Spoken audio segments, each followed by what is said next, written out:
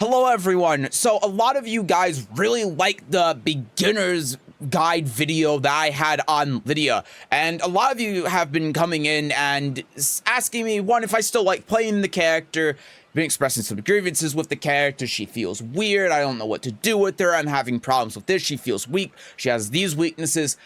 And all of this is completely understandable. She is a character that certainly has a lot of fundamental issues that a lot of people are struggling with. And so in this video today, I'm hoping to try to demystify some of the problems that a lot of people are having with Lidia. I've been playing her in a very different way than what most people are playing her, what most people are saying that she is, how to play her, and I've been finding a lot of success with it. I mean, as you can see, I got to Tekken God Supreme. It's not God of Destruction or anything. I don't think I'm getting there anytime soon. I still have a lot I need to learn with the character before I get there, but clearly I've been able to get to a high level with the character within the first week of her release, and I think because of that, my strategy has been fairly successful. So this video will try to outline how I've been approaching her and maybe just give you some ideas on how to play Lidia differently that might help you find success with the character. And hey, if you're looking for a Lidia streamer, feel free to stop by my Twitch channel, twitch.tv/Sesujin. I play Lidia and Yoshimitsu, so if you want to see the equivalent of a lost ant trying to play this game, then you're gonna be in the right place. You can also subscribe on YouTube as well. I stream all of the times I play Tekken on Twitch on the YouTube. I just don't stream anytime I don't play Tekken on Twitch on the YouTube because the algorithm hates variety. Anyway, with that out of the way, let's talk a little bit about how I've been playing Lidia. So a lot of people have been saying that Lidia is a very rushdown centric character because she does forward 2, she goes into stance, she does mix up, she does other mix up, she goes into heat, she goes into heaven and earth, oh, the unblockable. And yes, that's true, but that's also counteracted by what a lot of people are saying her flaws are, which is that her mix-up tools are actually quite bad because they're very risky, which is a very paradoxical situation. So she's an aggressive rushdown character, but at the same time, her lows don't give her a lot on hit, and on block, they are launch punishable. Like, this is a great example of one, right? Her horse stance 1+2 does 17 damage and is -1 on hit, yet for some reason is -18 on block.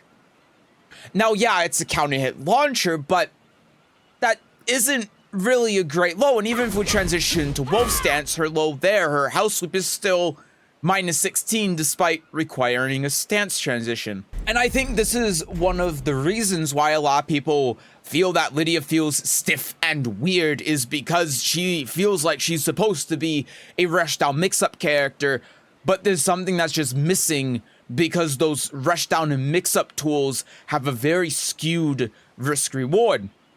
And so a lot of the time what this means when I'm playing Lidia is if I do something like forward 2, I don't want to do anything a lot of the time. And the reason why I don't want to do anything is because everything that she has in these stances has counterplay to it. For example, if I hit the 1, that loses to dick jab, or just duck and I get launched. Same with the 1+2. It can just get duck and launched. And on block, if they block the forward 2, it's only +5. This is a 20 frame move, which means I can easily just down forward 1 you as well. You can jump over the dick jab with the 3, but then she can get floated if they jab. And then the 1 is supposed to be jab, as well as the 1+2, but then we come into the same issues as before. And then the 4 can be beaten by sidestep and then launched, or again, it can just be interrupted with jab.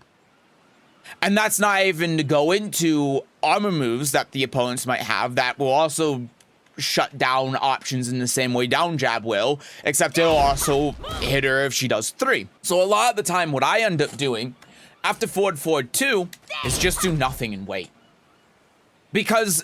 And the reason for this is because if I'm doing forward 2 and my opponent decides to jab afterwards, well, then I have information that they want to jab after the forward 2, right? If they want to down jab, well, then I get my turn back, and I have information that they want to down jab. If they try to armor move, and they have a punishable mid-armor move, then they get punished, etc., etc. If they just try to take their turn, well, now I have information that they're going to want to take their turn.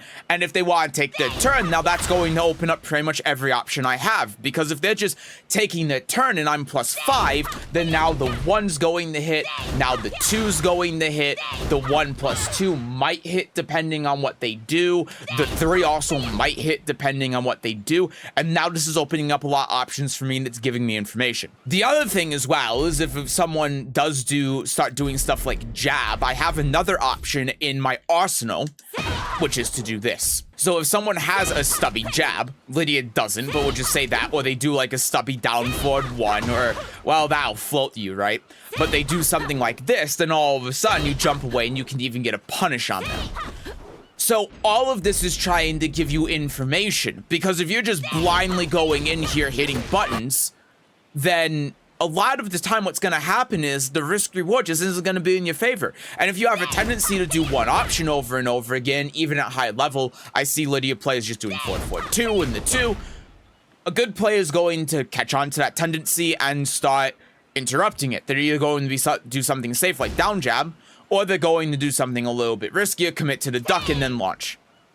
And when they start doing that, then all of a sudden they have more information on you than you have on them. So what does this mean in terms of actually playing Lidia, like the fundamental idea around playing Lidia? And for me, I've been playing Lidia not like a rushdown, super aggressive character, but actually as a more defensive, neutral-focused character that it capitalizes on gauging the opponent's tendencies and punishing them for it. I've been exclusively playing Lidia in ranked for the past week, and these are my stats. So these stats pretty accurately reflect how I've been playing with Lidia. And as you can see, my defense is almost as high as it can be. My attack is a little bit lower, but look at the aggressiveness stat that I have with Lidia. Despite her being, and maybe this is intentional, she's supposed to be an aggressive rushdown character, my aggressiveness is actually my lowest stat on here compared to every other stat, whereas my defense is extremely high. The reason for this is because even though aggression was working in the beginning, as you get up to higher level and over time as people start learning the matchup more, the aggressive nature of Lidia stops working because of that skewed risk reward. So instead of relying on that aggressiveness, you would instead have to play neutral, make good reads, good decisions, and get information on your opponent and their tendencies and punish them for it. And when you think about it this way, Lidia actually has many tools that are very good at controlling neutral. I think a key one is back 1, right? 18 frame mid +2. Other ones, like if she's out here, 3 +4, very good for controlling neutral, stopping opponents' approaches. A really good keep out tool, back 3. I've been using this move a lot as a keep out tool. Back 3, 1, second hit, counter hit, +14. Obviously just forward 2. So she has the tools to be able to play neutral very well and control the opponent, on top of having her defensive tools such as her parries, even if there are quite a few flaws with them. If the opponent tries running in and jabbing, then she has down 4 to be able to catch the jab and then counter hit them with a heat engager, which is very strong. Political Storm to try stopping their approach, and even though it's -13, it's quite worth it for the reward that you get and the threat of it just out here being enough to slow down your opponent if you're throwing it out. Having moves such as running 1 and running 3, and especially running 3 because it puts you actually in range to do house sweep, whereas running 1 pushes them just outside so they can backdash out of it, is very good for enforcing plus frames and forcing a mix-up situation from mid-screen. And then moves like 1 + 2 that she can cancel out of, which just forms a wall that the opponent cannot pass through lest they get hit by the follow-up, or even the fully charged version, which is +7 on block. A lot of Lidia's moveset as well revolves around her being at +6. For example, down forward for side 3 is +8 on block. If we go in the Heaven and Earth, do Heaven and Earth 2, it is +6 on block. Running 1 is +6 on block. Running 3 is +6 on block. And why is this important? The reason this is important is because when Lidia is +6, she is winning because she can do House Sweep, which obviously on counter hit will knock them down. And when this trades with a jab, will give you Political Storm guaranteed for 67 damage, which is, needless to say, extremely strong. But also if they decide to jab against something like Running 3, you also have just down forward 2 for the mid counter hit option as well. So they can't actually do a lot when they're at -6 despite them wanting to try. So if they're ever disrespecting your frames, and pretty much every time that you plus again, you're +6, then you have a low and mid counter hit option that does do quite a lot, with the mid being safe and the low of course being launch punishable, but even if it doesn't counter, it still puts you in this mix-up situation. And if you have the execution for it, you can also do forward 2 to be able to get the 2 heat engager guaranteed. I still need to work on this quite a bit, but there you go. Obviously, that's quite a bit harder, so if you want something a little bit more reliable, then the down forward 2 does that job quite well. And once again, I think this is where a lot of the problems with Lidia comes in, because when you think of a neutral-centric character, you're going to think of characters like Elisa, like Kazumi, right? Characters that excel at poking, at doing small damage, having good down forward 1s and good small lows. And Lidia doesn't have that. Look at her down forward 1, for example, compared to characters like that. It's -5 on block. Granted, Elisa's is -6, but still, she doesn't have a generic 12 frame down forward 1. She doesn't have these generic, really good pokes. Christ, her down 2 is -4 on hit. The reason for this, as strange as it sounds, is that Lidia actually plays neutral like a neutral heavy Soul Calibur character does. Characters who are very strong in neutral and centric around neutral in Soul Calibur, like Tira and Hamaru, don't have good lows. They don't. Their lows are actually quite bad. They cannot mix you. They cannot force you to duck and then hit you with something big if you start ducking, or just chip away at your health, because that's not how the game really works. Instead, what they have are very, very good mids. They have very strong tools that will punish you for disrespecting their frame advantage, strong counter hit tools to stop that, or just strong big launchers that might be safe, or even if they're not launchers, just mids that will hit you for disrespecting them and do a lot, on top of having very good whiff punishment, very good movement and spacing. And that is how Lidia plays in this game. She is not a typical neutral focused character in the sense of Tekken.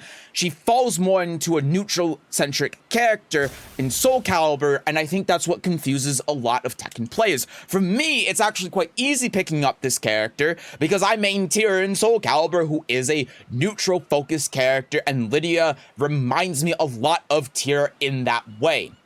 So for me, Lidia doesn't feel awkward or weird. It just took a little bit of getting used to understand that premise in a different game, being Tekken instead of Soul Calibur. So to summarize, when I'm playing Lidia, I'm not thinking of Lidia in the sense of I need to do forward 2 into mix. I need to do forward 2 in the mix, because a lot of the time doing that is just not worth the risk.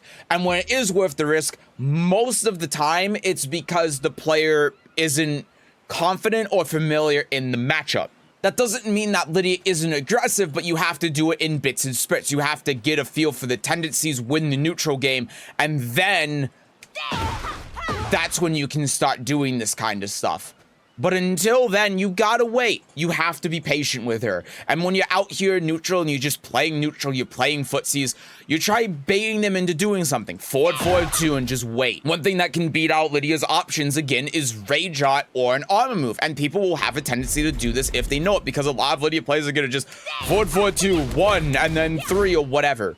And if you just wait, and they do armor move, then you'll be able to punish them. So just as an example, instead of doing this whole thing where I do forward 2 into horse 1 into something instance, which isn't even real, let's just say that they armor through it, right?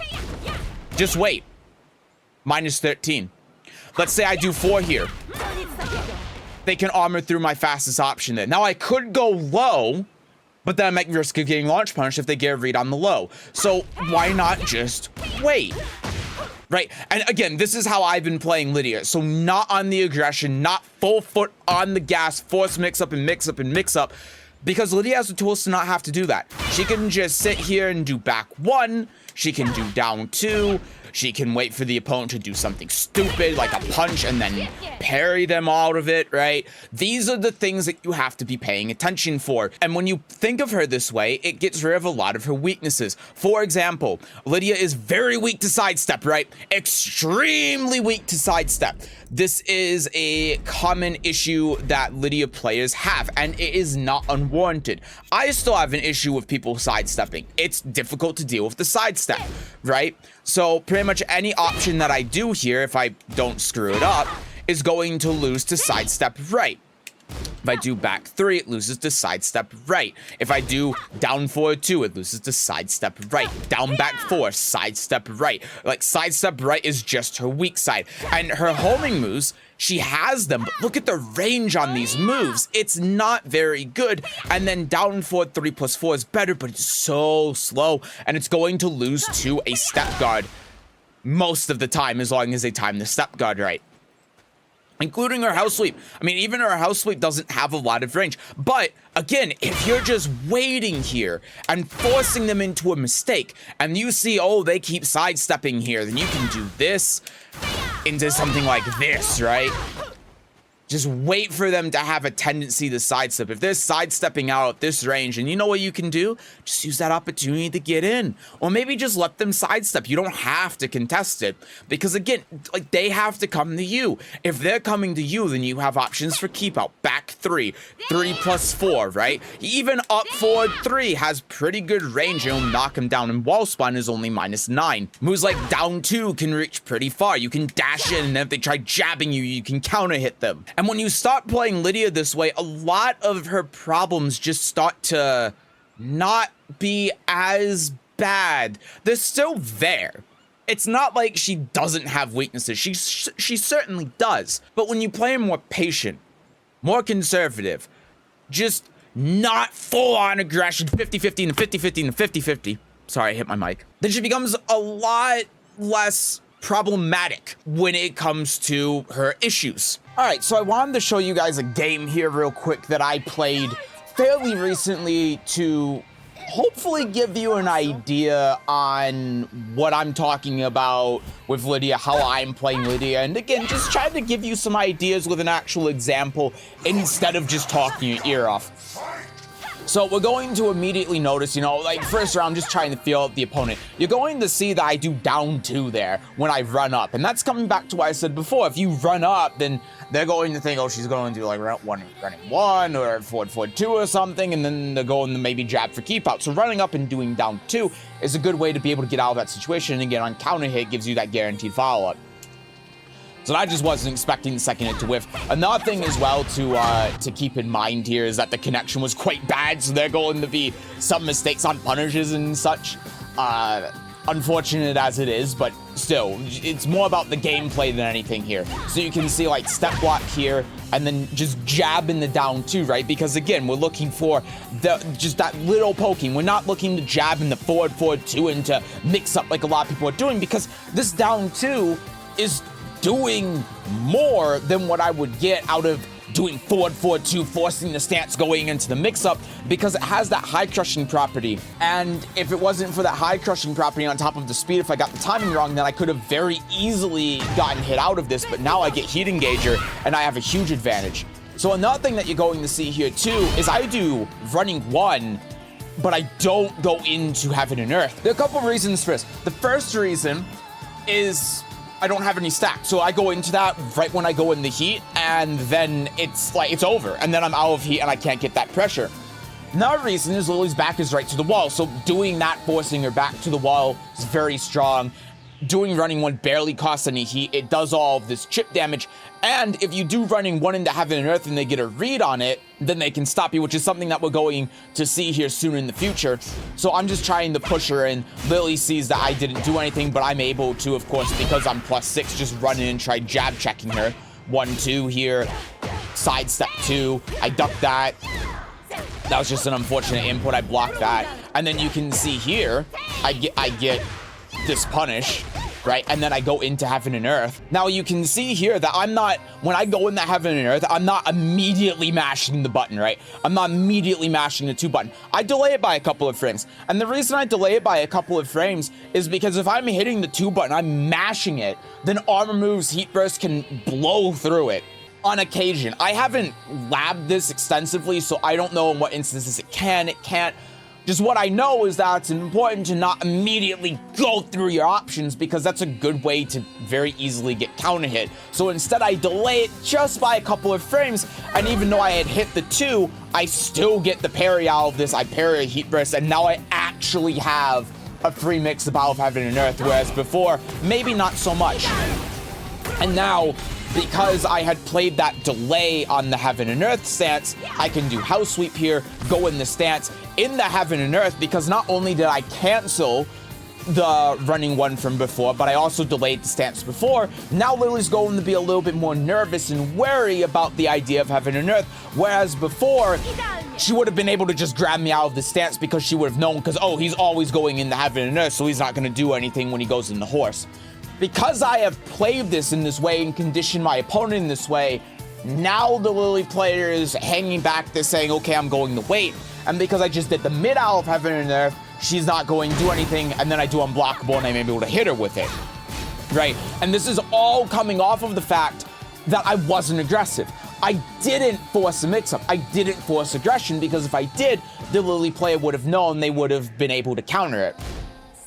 So now both of us don't have heat. She has rage available. And again, I'm just playing small poking, right? Just 1, 2, generic, down 4, and then down 2, and that kills her. Instead of forcing forward 4-2, forward 4-2, forward 4-2, again, especially at that health, I'm getting the same, if not more, by just doing small jabs, small lows, small poking, then forcing that mix-up. Because if I force that mix-up, when I do the 1+2 out of horse, I'm going to be -18 instead of -14, which is just going to be so much worse. And if I'm doing the 1 out of stance, it's going to be easier for her to block it, to duck under it, than if I just do small jabs that have a follow-up that could counter hit her if she ends up jabbing it, and have faster whiff recovery, right? So again, we're just playing small poking game here. I'm just trying to avoid it. I go in the stance, and then you can see here, right? So I do this. And because last time I had been forcing my aggression, she thought, okay, she did while rising 4-2, so she's going to hit a button. Or maybe she just thought every Lidia player hits 1 here. So she opts for punch parry. And instead what I do is I call her out and say, no, because I have just done my Heaven and Earth 2, you're going to want to parry here because you think I'm going to be super aggressive. So what I'm going to do instead is going to wolf stance, because I think you're either not going to do anything or you're going to actively try countering one of my punch options, and now I'm going to be able to punish you for doing that. Now I could have got held to 1 there, but if I did that, then it would have been easy for her to sidestep because she's Lily, so I just opt for the safe 1, and I get the guaranteed follow-up for 44 damage blowing through her punch parry. Whereas again, before, if we're just going mindless aggression after the Wild Rising 4-2, now I'm in a situation where if I do 2, if I do 1, then I'm going to get punch parried, and that's bad news for me. And now my options are a lot more limited because, well, now I can do like the 1+2, for example, but it's not giving me a lot of reward, and she can also duck it in situations like that. So by going into wolf stance and delaying and being patient, now I can get that guaranteed whiff punish with the 1.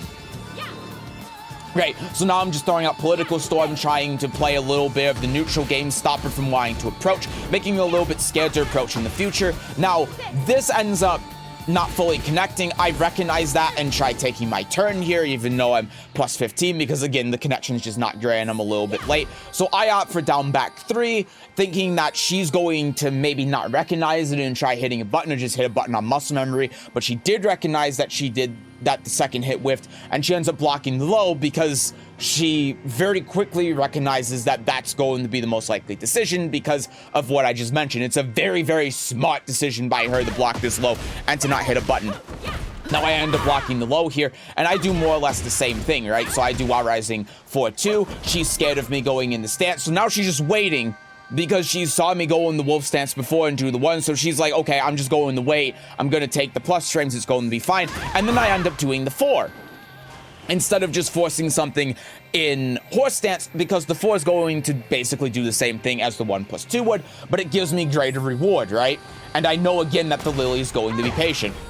So here I'm trying to react to this low, but again, the connection is just so bad, it's pretty much impossible to. We both end up doing heat bursts at the same time here. And then I do running 2. I meant to do forward 1+2 here, but I just don't end up getting it. And then I do heat burst here just to exclusively to get my 3rd stacked, right? So you could have also done heat engager, but again, I don't think she's going to do anything here on wake up. I don't think she's going to do wake up rage art or anything. So I instead opt to just to heat smash to get my 3rd stack. And then I do this into a delay 2. Again, I'm trying to bait out the parry. I'm trying to bait out a rage art because by delaying that, if she ends up doing rage art, I can block after the super flash, right? But since I delayed that and I see she doesn't do rage art, I'm like, okay, so she's not going to do anything, so now I'm going to do the mix-up. But because I delayed it and I had just done the unblockable, I opt to go for the 2 because it's the safe option. It's going to give me another mix-up here, guaranteed. So I do down back 4 and then just run away, right? I just run away. I go back because I say, you know what? Doing the mix-up here isn't worth it. And the reason why it's not worth it is because, again, I do the 1+2 for the low. She blocks it, I die. I do the 1, it's -10, I die. I do the 4, she sidesteps it, I die. It's not worth it when I can just hang back and play the long-range neutral game. And that's why I won the last round. So again, I try step guarding here, it doesn't work out. And now this is where I just kind of get poked to death, right? This is where Lily turns around and says, okay, this Lidia has been playing super, super defensively, so I'm just going to go batshit crazy and do a bunch of pokes, a bunch of aggression. It's going to kill her. And it did, because I wasn't ready for it in round 4. So again, we're just trying to play the poking game. Now you can see that the Lily has become a lot more aggressive, and she ends up counter hitting me out of me just trying to hit a button. I call her out here and get a counter hit grab. So, and again, like here when I'm running up, right, a lot of people would just opt to forward 2, but why do that when you can run up, try baiting something out, baiting a wake up kick or something, and then do down back 4, right? And so this is the first time where I've actually, in horse stance, thrown out a move. So here I throw out horse 2, right? So the past 2 times where I've gone in stance after the wild rising forward 2, I've gone in the wolf stance. So what I'm thinking is, okay, she's going to want to try interrupting that because she might not want to deal with the mix-up anymore. That's why I go for 1, right?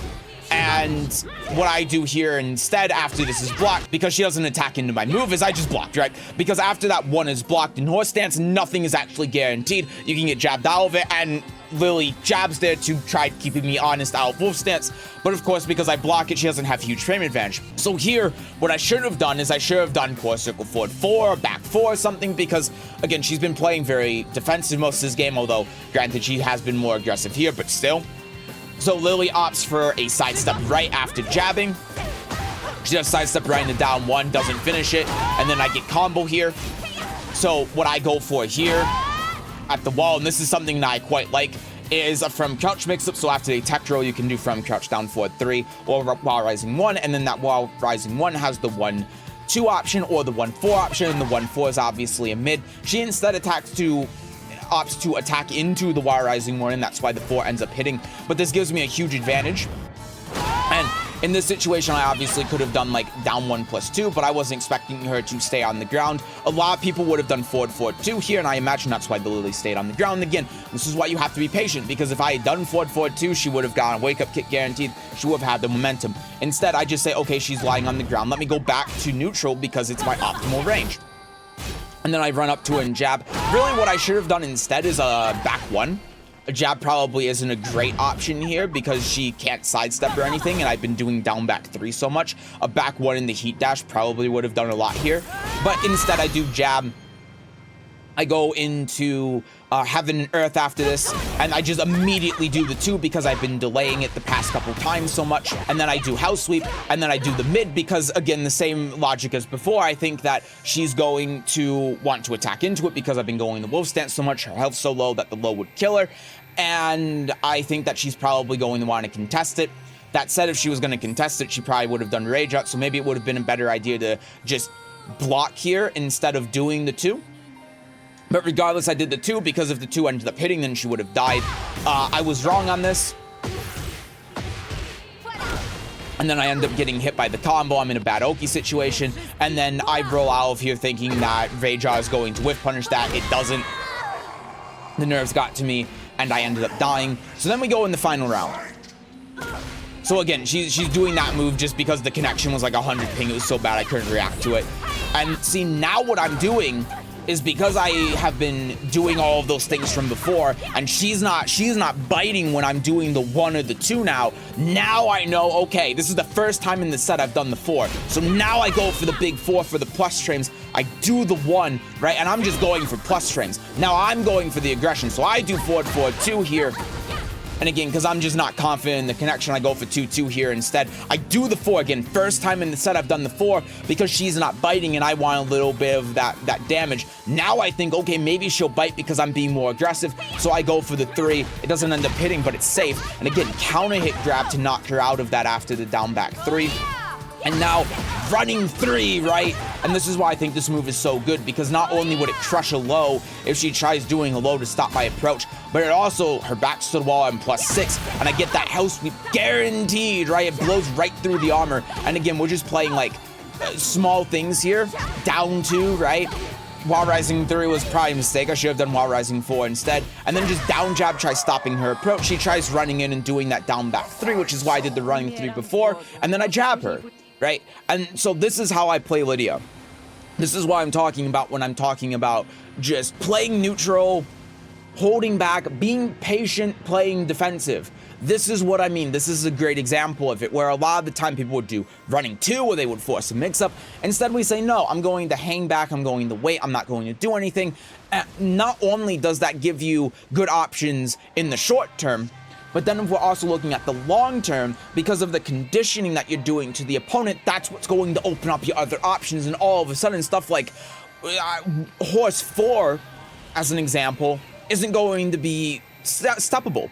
Because now, since you're delaying your attacks, you're doing the homing move, you're doing all of these things, you're going in the wolf stance instead, now all of a sudden the sidestep isn't working out so much, because if you start sidestepping that right, it's opening up more options, it's giving you more information. And so the opponent might hang back a little bit because, okay, she's not being as aggressive, I want to figure out what she's doing, and that's when you can come in with those bigger moves to actually attack your opponent and get some damage in, instead of just forcing the 50-50, because now all of a sudden the risk reward is a little bit more in your favor than it was before. So I hope the gameplay demonstration served as a good example of what the playstyle I'm talking about and what I do looks like. And again, maybe it'll give you some ideas on how to play Lidia. So that's pretty much everything I wanted to talk about with Lidia today, and I hope this helped you to understand a different perspective of how you can approach this character from, and maybe it'll help you out with how you're playing Lidia. This video isn't to say that you can't play Lidia as a rushdown character. I think at most levels of play it's going to work out that way. This is just how I ended up finding success with Lidia, because the head-on aggression doesn't work, and I think that there are a lot of fundamental issues with it that are cleared up when you play her in this more defensive, neutral focused, Soul Calibur-ish character way. Funny thing is that this video actually wasn't supposed to even be centered around this topic. This was supposed to be a more in-depth guide on the character. They'll probably end up making sometime soon, but I think that this serves a better purpose for most of you because, 1, it's shorter, and 2, a lot of you guys, when you've been coming in my streams and such, have been saying, hey, Lidia feels weird, I don't know if I like her, I'm having problems with this and that, she feels weak because of this thing and that thing. And for me personally, I still think Lidia is a top tier character.